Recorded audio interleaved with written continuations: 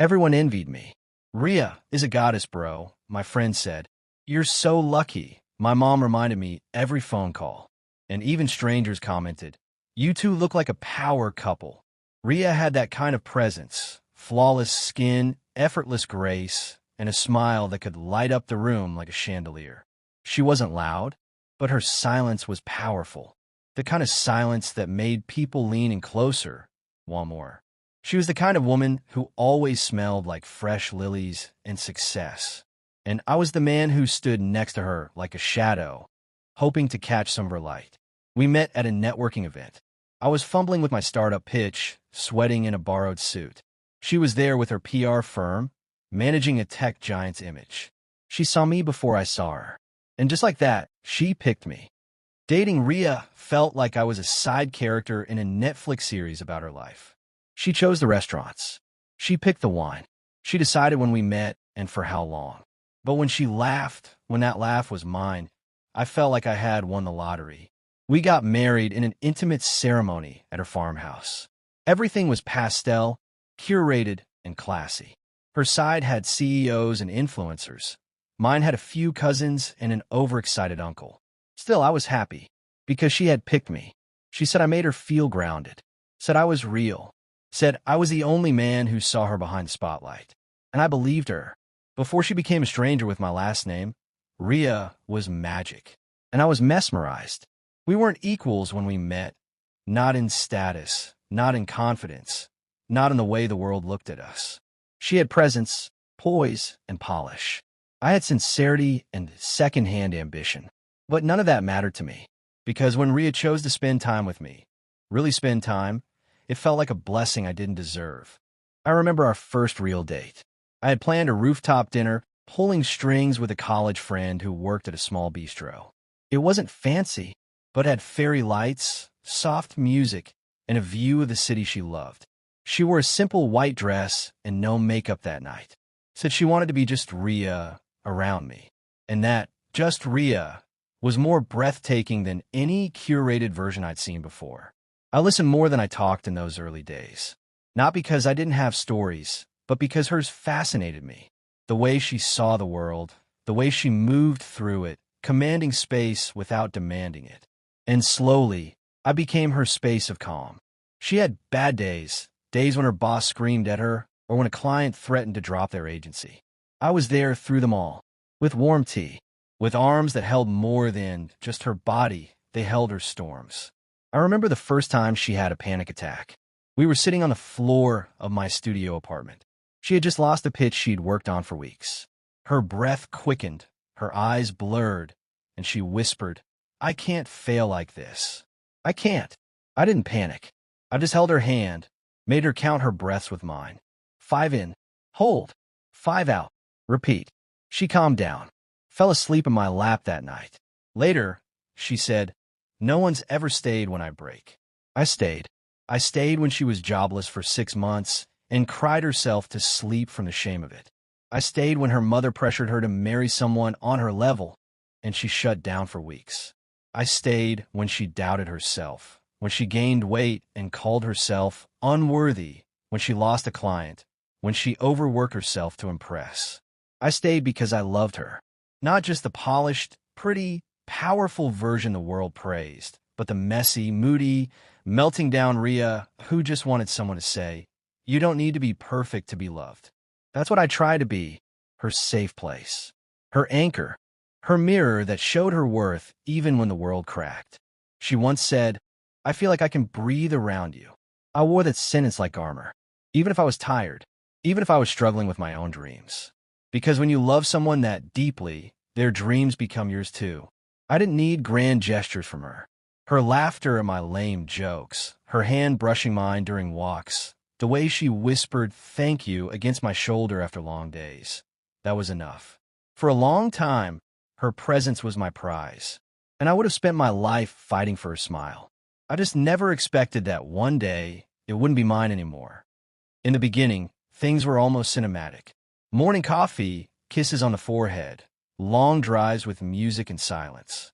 She wore her hair in a messy bun and danced barefoot in the kitchen while I flipped pancakes. Then came a new promotion. She was appointed regional director at her firm, handling 5 major clients.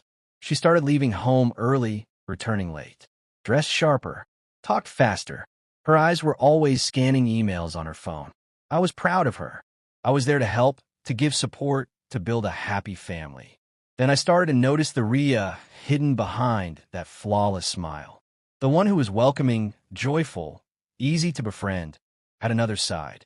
My family and friends always loved Rhea because of her refined smile and polished sincerity. But only I saw the subtle shifts, the flickers behind the eyes. Still, I ignored them. Family wasn't just important to me, it was sacred. My parents raised me in a small town where front doors stayed open and relatives dropped in without warning, but always with warmth. We didn't need invitations to belong in each other's lives. Rhea, she came from a different world. One of scheduled brunches, filtered photos, and emotional restraint. Her childhood was a silent competition of who could shine the brightest. Her parents loved her, but their love had conditions, grades, posture, polished responses. Still, I believed our worlds could coexist. That belief was tested early in our marriage. The first time my mother visited unannounced, I was ecstatic. She came with a steel box of homemade sweets and the smell of sandalwood clinging to her cotton sari. She smiled at Rhea. Rhea touched her feet. My mother said, "You look even more beautiful than the wedding photos." Rhea smiled back, even hugged her, said all the right things. But as soon as my mom dozed off on the couch that evening, Rhea pulled me into the kitchen and hissed, "You should have told me she was coming." "She missed us," I replied. "She was nearby for a temple visit. It's just one night." Rhea didn't yell. She didn't need to. Her silence froze the air between us. That night, she barely spoke. Didn't sit with us during dinner. Said she had a migraine and locked herself in the bedroom. The next morning, she woke up early, put on a perfect smile again, and even served tea to my mom like nothing happened. But the moment we were alone again, her smile disappeared like it was a mask she couldn't wait to peel off. "She can't just drop in whenever she wants," Rhea said. "We are not that kind of household." I nodded, tried to explain. "She's not intruding, Rhea. She just wants to feel close to you, to us. It's her way of saying she cares." She shook her head. "She's your mother, not mine." Those words hit harder than she realized. Over time, the visits became rarer, because every time someone from my side dropped in, even my cheerful, harmless cousin who brought homemade pickles, Rhea would act gracious in front of them. She'd laugh, pour juice, compliment their outfits. But once they left, the storm would come. "I'm not running a guest house," she'd say. Or, "I don't like people touching my cushions. It's all out of place now." Sometimes she wouldn't say anything, just clean obsessively, wiping every glass they touched, muttering under her breath about people with no boundaries. Eventually, I learned. I started warning my family before visiting. Started making excuses. "She's at a deadline today, Ma. We're traveling next weekend. Can we reschedule? She's feeling under the weather." Truth? I was the one under the weather. Because the woman I married, the one who held my hand in temples and called my mother Ma during wedding rituals, now treated my roots like dirt on her doormat. It wasn't that she hated my family. She just didn't want them close. Not physically, not emotionally, not in any way that made them permanent fixtures in her curated life. And yet, she wanted me to attend her parents' anniversary parties, her niece's birthdays, her cousin's destination wedding. I went. I smiled. I bought gifts. I listened to business talk and pretended to understand wine pairings. I made an effort, but when I asked her to come with me to my brother's housewarming once, she looked at me and said, "Baby, I don't vibe with that crowd." That crowd. My family. She never said it in anger. Always in a soft voice. Always with a kiss on the cheek afterward. But a blade is still a blade, even if it's dipped in honey. After that, I always walked on eggshells. Not to hurt her or my family. I was always there to support her. But she wanted no one to be there for me, except her. And she wasn't also there. My friends were my lifeline before Rhea. They were the ones who stood by me when I quit my stable job to chase a shaky startup dream. They were there through late-night ramen dinners, broken laptop screens, and panic attacks disguised as just stress. They weren't rich. They weren't stylish. But they were real. So when Rhea came into my life, I couldn't wait to introduce her to them. I still remember the first get-together after our wedding. We hosted it at our apartment, a small space with big hearts. Ravi brought his guitar. Mega brought chocolate cake from a bakery she couldn't really afford. Karen showed up in his usual Corda jeans combo and cracked the same old jokes that somehow never got old. And Rhea? She smiled. She complimented Mega's earrings, laughed at Ravi's tone-deaf singing, even helped clear the table after dinner. Everyone loved her. Later, Ravi texted, "Bro, you've hit the jackpot. She's so chill." And I believed it. I thought she saw what I saw. That humble didn't mean boring. That simplicity wasn't a flaw. But the moment the door shut behind them and the laughter faded from our walls, her face changed. "Your friends are sweet," she began, stirring her tea. I looked up. "You don't like them?" I didn't say that, but her eyes did. "They're just content. Like they're all working these average jobs and living in their parents' homes. Doesn't that ever bother you?" "Why would it?" I asked. "They don't dream big, baby. They've settled." She said it like settling was a disease. Like loving your family enough to share space with them, or being okay with a steady job, was a personal failure. "They're happy," I said. "Happiness isn't everything," she muttered, almost to herself. That was the first time I saw the crack, not just in her perception, but in ours. Because I wasn't just defending them, I was defending a piece of myself. You see, I used to be like them too.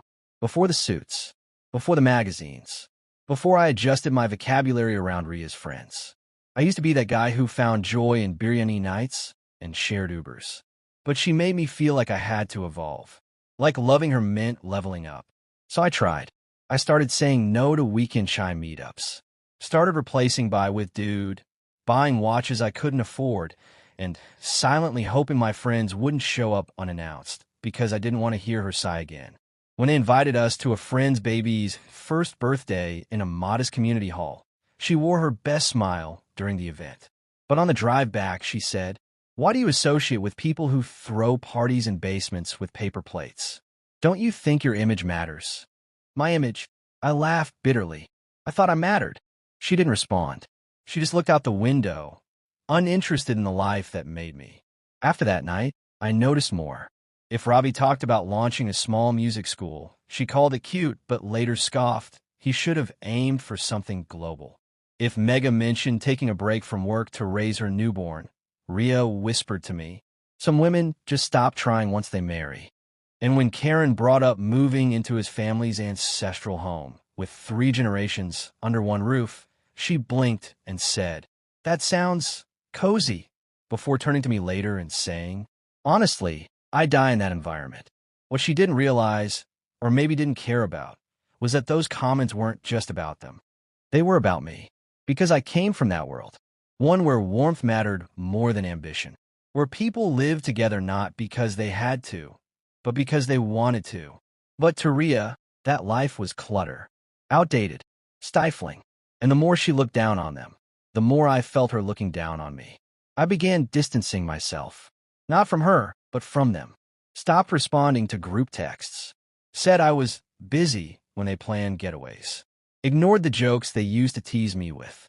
Because every time I tried to blend my past with my present, Rhea made me feel like I was choosing mediocrity. She never said it outright. She never had to. The subtle digs, the careful condescension, the way she'd purse her lips every time someone mentioned living paycheck to paycheck. It was enough. Eventually, the invites stopped coming. The group grew quieter. I told myself it was life. That people drift. But deep down, I knew better. They didn't walk away. I did. To be the man she wanted, I let go of the people who loved me without conditions. And still, I wasn't enough. She started leaving home early, returning late. Shared less about her days. Talked faster, but only about a few household things. Her eyes were always scanning emails on her phone. Her important topics now were only content meetings, projects, promotions, and money. Not me, not we, not our happiness. I didn't mind. Not first. I was proud of her. Until one night, she came home smelling of cologne that wasn't hers or mine. "Long client meeting," she said. "You look tired," I replied. That became our rhythm. She'd come home late. and I'd find a new reason not to question her. I told myself love means trust. That suspicion was for weak hearts, that she was just under stress. But something inside me, it scratched, it itched, it gnawed. Once, I caught a glimpse of her phone lighting up with a name. Armand Red Heart. My throat went dry. Who's Armand? I asked. Just a colleague. The heart is a joke, relax. I smiled. I pretended. I convinced myself that I was overthinking. But her kisses stopped tasting like affection. They became transactional, quick, cold, and forgettable. One evening, she was in the shower when her smartwatch buzzed on the dresser. I glanced. A message from Armand. Last night was perfect. Miss your scent already. I didn't react immediately. I sat down. My heart was pounding, but my body was numb. She came out of the shower, towel wrap, glowing. I looked at her and said nothing. She smiled, that familiar, dazzling smile. The same one that fooled everyone, including me. I didn't confront her. Why? Because I didn't know who I was without her. I had built my identity around being Ria's husband, the man who married up, the man who got lucky. If I called her out, the illusion would shatter. Not just for the world, but for me. So I pretended that we were fine. Made her coffee. Wished her luck before big meetings. Even massaged her shoulders when she came home late, reeking of lies. But every time she smiled, it hurt. Because now I knew that smile had two sides, and one of them belonged to someone else. It was her birthday. She said she had a work retreat and wouldn't be home. But I knew she was with him. So I waited. I lit candles. I set the table. I played her favorite playlist. And I waited. At midnight, I blew out the candle and whispered, "Happy birthday, Ria," alone. The next morning, she returned home like nothing happened. "You're up early," she said. I looked at her. For once, I didn't mask the hurt. "I know, Ria." She froze. Her hand stopped mid-motion over the coffee pot. "I know about Armand. I know everything." Silence. She didn't deny it. She just said, "I didn't mean for it to happen. I just felt seen." Seen? I was the one who sat through her panic attacks. I was the one who reminded her to breathe before client pitches. I was the one who stayed up all night printing her resumes when she was jobless for 6 months. And yet, he made her feel seen? She cried that day, but not out of guilt, out of fear that her perfect world might collapse. After that morning, the morning I finally said the words she didn't expect to hear, everything changed. At first, I thought she might fight for us. I thought maybe we'd sit down, cry, argue, scream, maybe even break a few things, then talk like two people who still cared. But Ria didn't do any of that. Instead, she grew quiet. Not the peaceful kind of quiet we once shared on long drives. No, this was cold, calculated silence. The kind of silence that fills the room with sharp edges. The kind that makes you question if you're being punished just for telling the truth. She didn't cry again. She didn't try to explain. She just became a version of herself I hadn't seen before. Detached, composed, clinical. She still woke up early. Still made green tea in the morning. Still dressed for work like nothing had shifted. But something had, and I noticed it in the smallest things. She no longer asked if I wanted breakfast. Didn't leave a coffee cup beside mine like she used to. Her goodbyes were short, mechanical, and when she returned at night, if she returned, she'd head straight to the bedroom, often closing the door before I could even say hi. I tried talking. "Ria, do you want to talk about it?" "No," she replied flatly. "Not now." Then when? I don't know. One night, I made her favorite pasta, Lia Condole, put on the playlist we once danced to. She came home, glanced at the setup, and said, "You didn't have to do this." Not thank you, not a smile, not even eye contact, just that sentence, sharp, unbothered, final. I cleaned up alone that night. In bed, I lay beside her while she scrolled through her phone. She turned her back to me. That's when it hit me. It wasn't just betrayal that had broken us. It was the aftermath, the way she now looked at me like I was the one who failed her. She didn't beg or apologize or even lash out.